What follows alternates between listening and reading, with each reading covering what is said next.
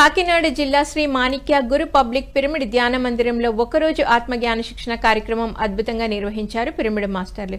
ఈ కార్యక్రమంలో senior pyramid master Annapurna పాల్గొని ధ్యానం, స్వాధ్యాయం, సజ్జన సాంగత్యం గురించి చక్కగా వివరించారు.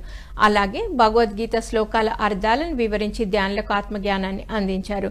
అనంతరం అందరి చేత సామూహిక ధ్యాన సాధన చేయించారు. ఆ తర్వాత జ్ఞానదాత అన్నపూర్ణని ఘనంగా సన్మానించారు కార్యక్రమ నిర్వాహకులు. ఈ రెండింటిని కలిపిన త్రిమండలమే ఈ దేహము అని చెప్పారు.